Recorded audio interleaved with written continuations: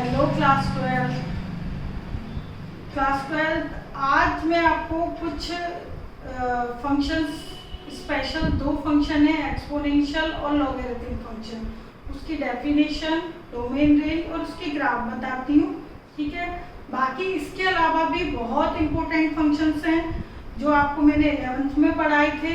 ठीक है, यदि आप भूल गए हैं तो 11th की वीडियोस में देखना, मैंने टाइप्स ऑफ फंक्शंस डाले हुए हैं, तो आप उसमें से जो भी ग्रेटेस्ट इंटीजर या कांस्टेंट, मॉडुलस फंक्शन एक्सेट्रा जो भी है इम्पोर्टेंट, वो सारे की वीडियोस मैंने बनाई हुई है। ठीक है, वो आप 11th की वीडियोस में देख लेना और आप ऐसे पढ़ भी चुके हो।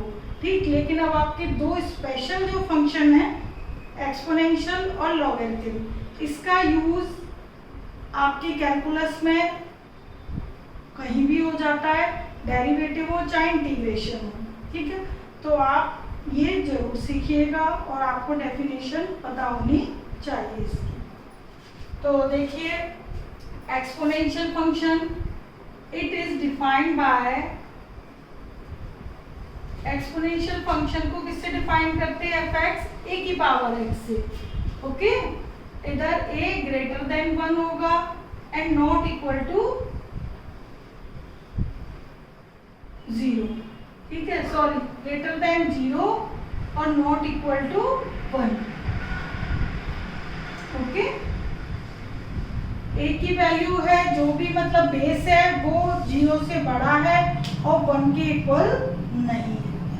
ओके, तो इस तरीके से ये डिफाइंड होगा। x की वैल्यू कुछ भी हो सकती है, तो उसके अकॉर्डिंग जो इसका डोमेन है, इस फंक्शन का डोमेन ऑल रियल और रेंज 0 टू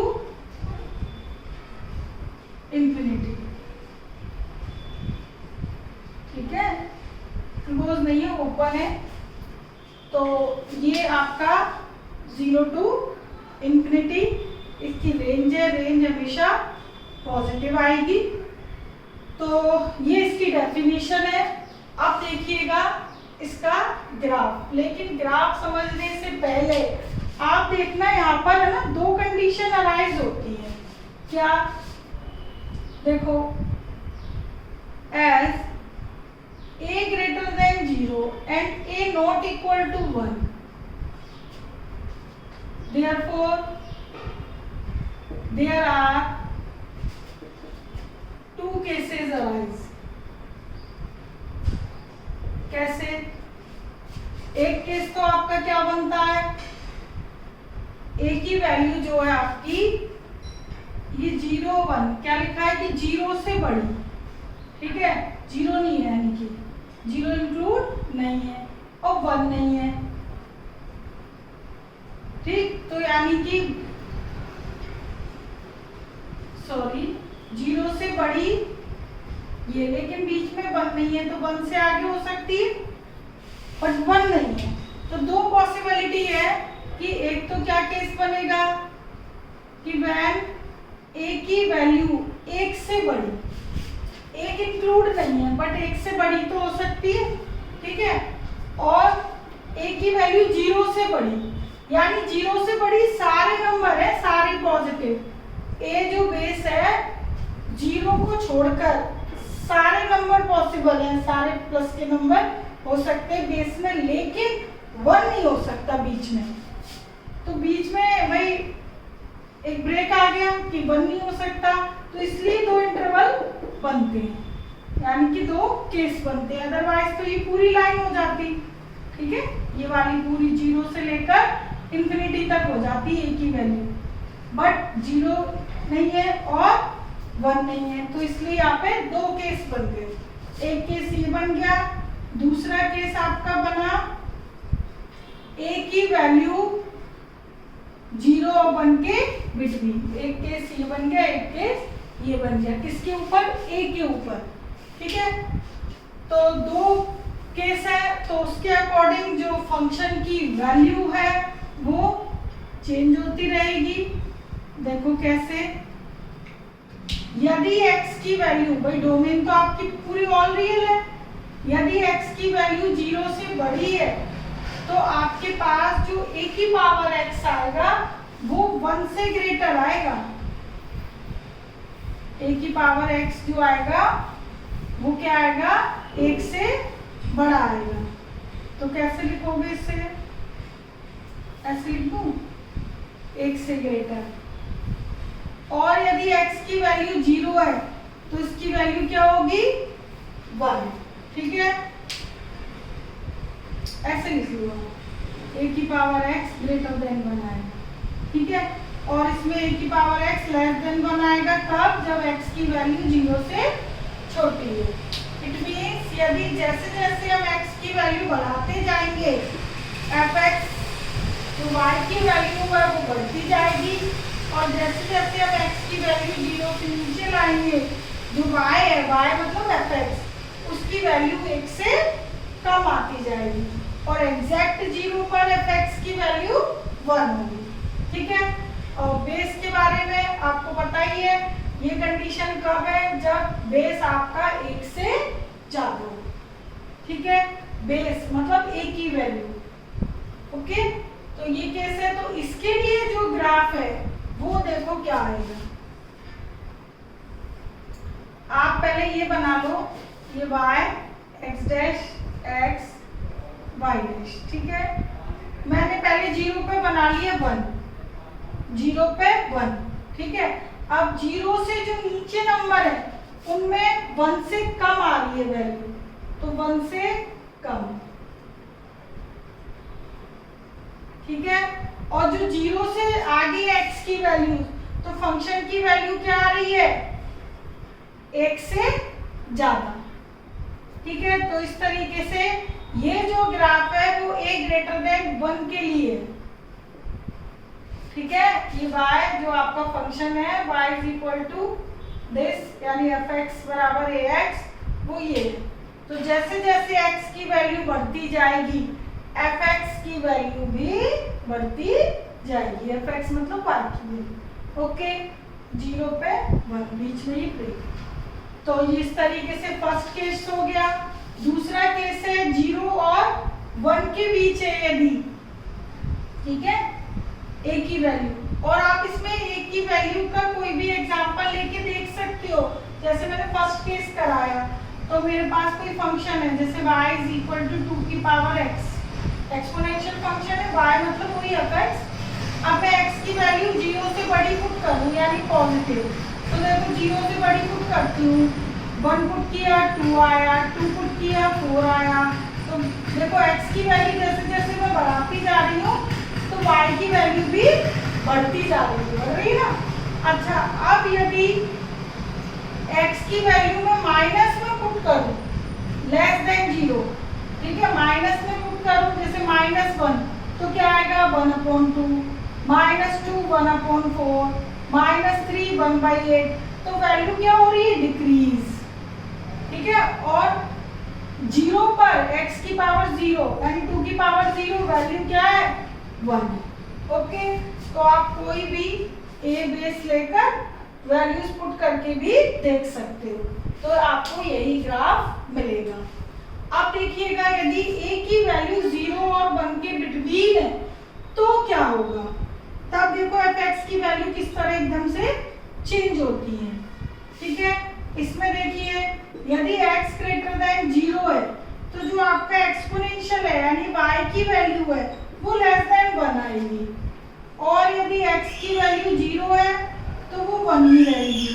ठीक, और यदि x की वैल्यू लेस देन 0 है तो a की पावर x यानी y की वैल्यू ग्रेटर देन 1 आएगी। ओके, ये सारी चीजें बिल्कुल चेंज हो जाएंगी।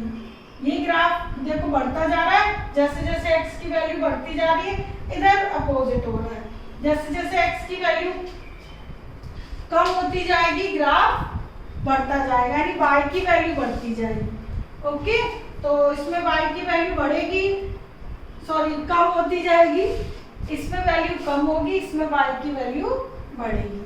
तो इसका जो ग्राफ है वो कैसे आएगा, इसके जस्ट अपोजिट, इस तरीके से। ठीक है,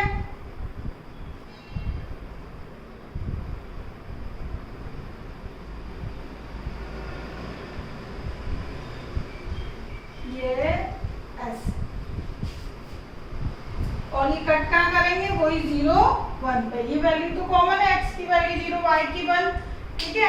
तो जैसे जैसे x की वैल्यू बढ़ती जाएगी, x की वैल्यू मतलब 0 से ज्यादा आती जाएगी, y की वैल्यू देखो डिक्रीज हो रही है ना।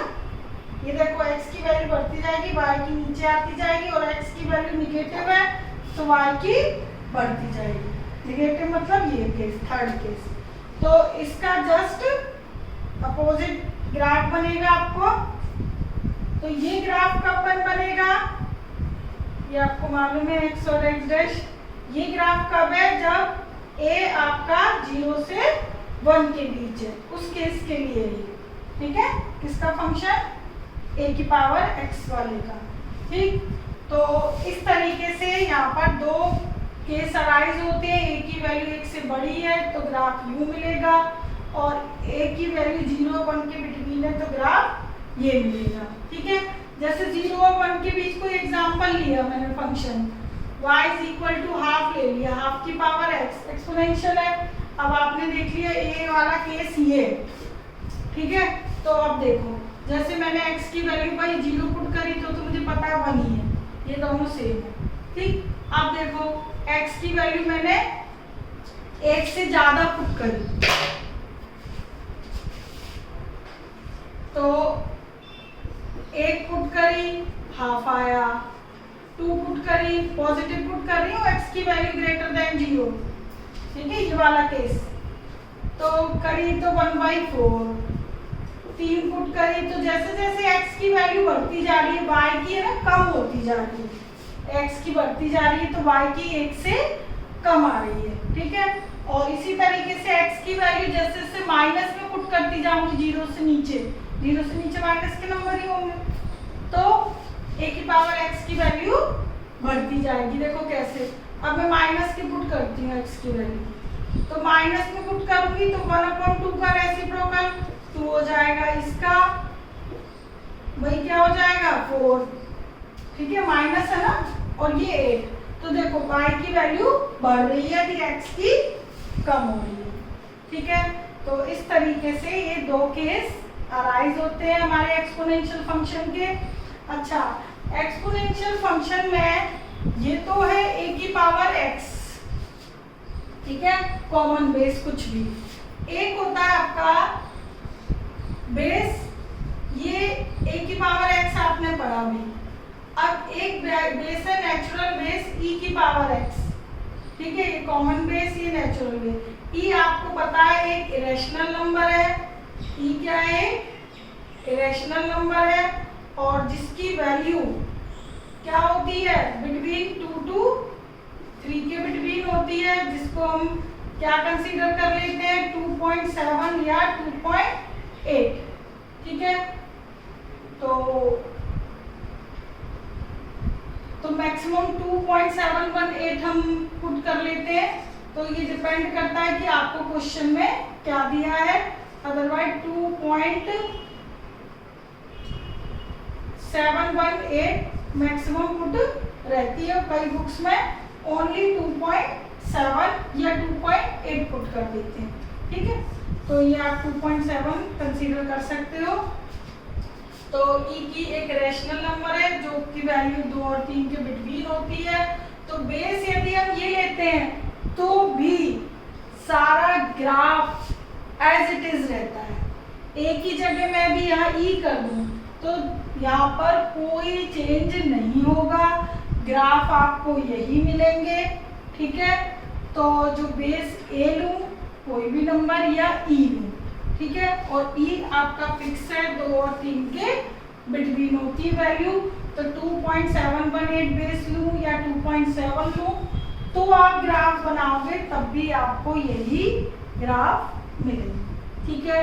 डोमेन रेंज सेम, कोई चेंज नहीं, ठीक है। ये भी एक्सपोनेंशियल फंक्शन है और ये भी एक्सपोनेंशियल फंक्शन है।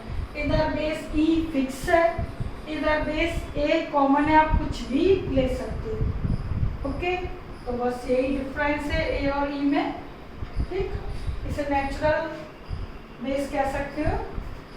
अच्छा, ये हो गया आपका एक्सपोनेंशियल अब हम करते हैं लॉगरिथम। तो लॉगरिथम में देखिए क्या करना है। लॉगरिथम में ये इसी का ही इनवर्स है। लॉग और एक्सपोनेंशियल क्या है, इनवर्स फॉर्म है एक दूसरे की, ठीक है।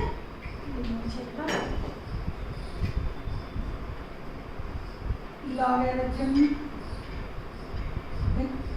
फंक्शन, ठीक है। It is defined by fx is equal to log x, ठीक है।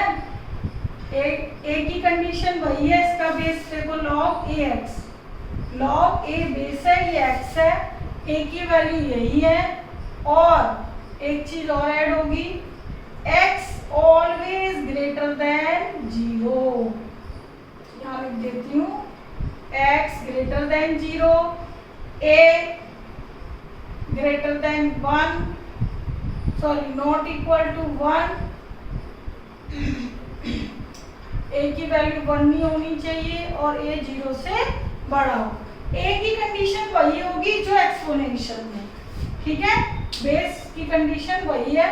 इधर x की कंडीशन पे रिस्ट्रिक्शन है कि लॉगरिथम फंक्शन कब डिफाइंड होता है, जब x की वैल्यू ग्रेटर देन 0 पॉजिटिव हो, 0 भी ना हो, ओके, ये चीज याद रखना। तो logarithm function defined by log ax but x greater than 0, ठीक है। इसमें डोमेन रेंज कंडीशन चेंज हो जाएंगी क्योंकि they are reciprocal to each other. Domain इसमें हो जाएगा ऑल रियल, सॉरी डोमेन हो जाएगा 0 टू इंफिनिटी और रेंज हो जाएगी ऑल रियल, ठीक है। डोमेन रेंज चेंज हो गई। इधर भी इस रीजन से दो कंडीशन अराइज होंगी, ठीक है। उन कंडीशन पे क्या इफेक्ट पड़ेगा देखते हैं। अब ग्राफ अलग हो जाएगा। कंडीशन यही दो रहेंगी। तो log ax, सॉरी ax, ठीक है। तो यहाँ पर जो कंडीशन आपके पास आएगी, if x greater than 1, if x is equal to 1 और इफ x लेस देन 1, ठीक है। x की वैल्यू यदि 1 से बड़ी है तो जो आपका log ax है उसकी वैल्यू क्या होगी, 0 से बड़ी यानी पॉजिटिव होगी। x की वैल्यू 1 से बड़ी है तो रिजल्ट हमेशा पॉजिटिव आएगा, और x की वैल्यू 1 है तो log 1 क्या होता है, 0। आप सभी को मालूम है ये चीज। और x की वैल्यू भी 1 से कम है तो log ax की जो यानी y की वैल्यू होगी वो 0 से छोटी होगी, ठीक है। तो इसका जो ग्राफ होगा वो देखिए क्या होगा, ये x, ये y, ठीक है।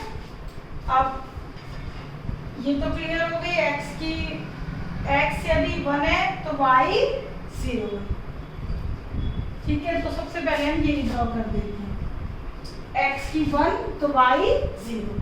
अब देखिए x की वैल्यू 1 से आगे है, x की वैल्यू 1 से ज्यादा है, ठीक है। तो आपके पास जो इसका जो ग्राफ है y का वो ग्रेटर देन 0 है। x की वैल्यू जैसे जैसे बढ़ाते जाओगे y की वैल्यू बढ़ती जाएगी, और x की वैल्यू जैसे जैसे कम करते जाओगे 1 से कम, और वैसे वैसे y की वैल्यू कम होती जाएगी 1 से कम, ठीक है। तो इसका ये ग्राफ बनेगा, ये x की वैल्यू 1 है तो y 0 है, ठीक है। तो ये fx बराबर log ax का ग्राफ है, लेकिन कब है, यदि a ग्रेटर देन 1, ठीक। तो a की वैल्यू 1 है तो ये होगा, क्लियर दिखाई दे रहा है। 1 से ज्यादा है तो देखो y इंक्रीज होता जा रहा है, 1 से कम है तो y डिक्रीज हो रहा है नीचे, ठीक है। 0 जीरो से कम यानी निगेटिव वैल्यूज आती जाएंगी। y की वैल्यू निगेटिव हो सकती है क्योंकि रेंज तो ऑल रियल है, लेकिन जो डोमेन है वो ऑलवेज पॉजिटिव, मतलब x की वैल्यूज जो होंगी वो हमेशा पॉजिटिव एंट्री होगी। ठीक है, तो ये हो गया। ठीक है, अब देखिए अभी मैं एग्जांपल्स भी दूंगी इधर, पहले ये ग्राफ और देख लेते हैं। log ax ये कब है, जब कंडीशन आपकी ये 0 और 1 के बिटवीन है, तो ऊपर वाली कंडीशन के जस्ट रिवर्स कर दीजिए। इफ x ग्रेटर देन 1 है तो जो भी आपके फंक्शन की वैल्यू है वो लेस देन 0 और इज इक्वल टू 1 पे बताए तो 0 ये कांस्टेंट, और इस पे वैल्यू क्या हो जाएगी, log ax पर ग्रेटर देन 0 यदि x की वैल्यू 1 से कम है। इसका जस्ट उल्टा कर दीजिए, ये जो वैल्यू ग्रेटर थी लेस 0 लेस थी ग्रेटर। ठीक है, क्योंकि भाई एक ही कंडीशन चेंज हो गई। इसमें जो ग्राफ है नेचुरल है वो भी इसका जस्ट चेंज हो जाएगा, y x x डैश और ये y डैश। ये पहले हमेशा यही बना लिया करो, 1 पे 0 है। अब देखिए x की वैल्यू जैसे जैसे बढ़ाते जाओगे, ठीक है, तो वैसे वैसे जो y है वो क्या होता जाएगा, 0 से कम।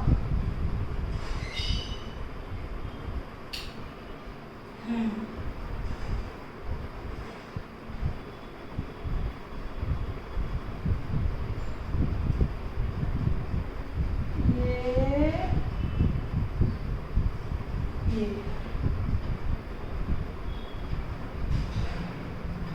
x की वैल्यू 1 से मैं बढ़ाती गई तो log ax है वो 0 से कम यानी माइनस की साइड आता जाएगा। ठीक है, और जैसे जैसे x की वैल्यू 1 से कम लोगे log ax पॉजिटिव ऊपर आता जाएगा। ठीक है, तो जैसे ये ऊपर से ये बना है, सॉरी नीचे से ऊपर, ये ऊपर से नीचे, देखो सिमेट्री है सेम।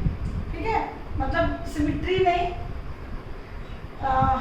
मिरर इमेज कह सकते हैं। इसकी देखो ये इस पे रखती हूँ तो ये इस तरीके से कोइंसाइड हो जाएंगे। अभी यहाँ बना के दिखाती हूँ। ठीक है, और ये कंडीशन किसकी है, a की वैल्यू आपकी 0 और 1 के बीच वाले की।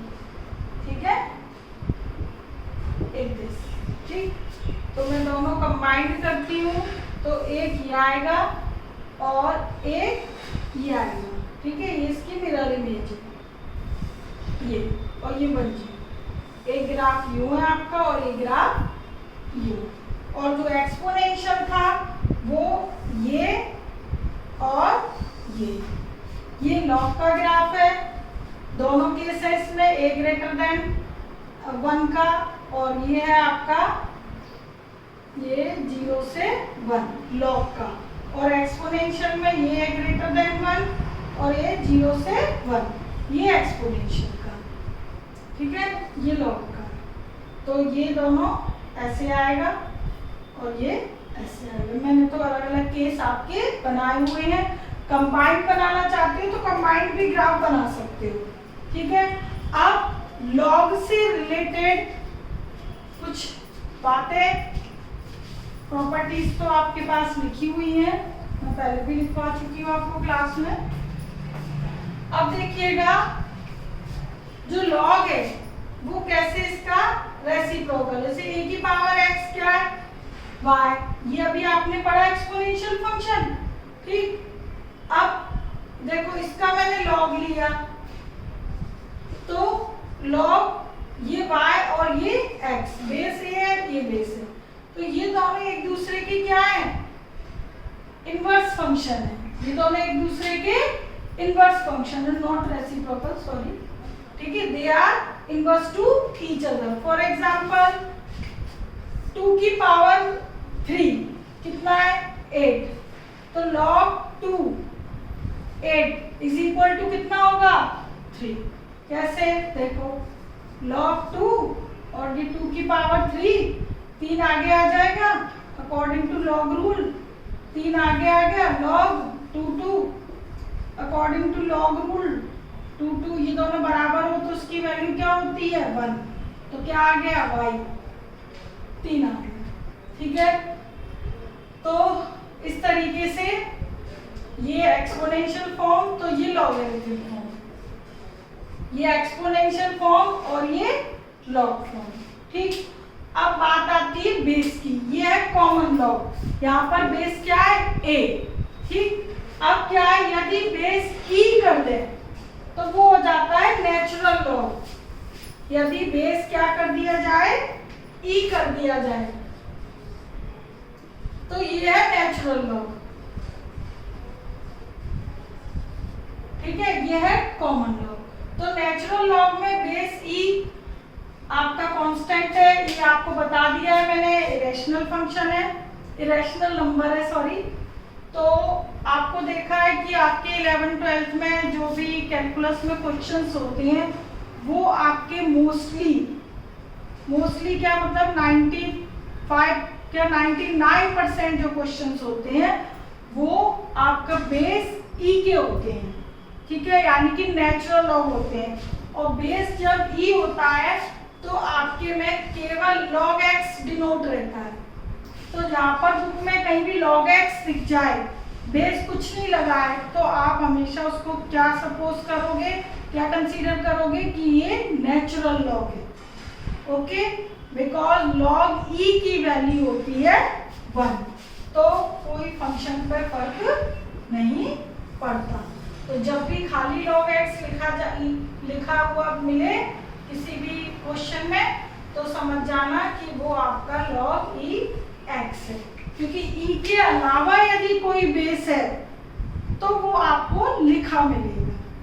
ठीक है, तो log e x हो या log a x हो, बेस a हो या e हो, ग्राफ सेम होंगे, कंडीशन सेम होंगी, बस a की जगह क्या आ जाएगा e, बाकी कोई चेंज नहीं है।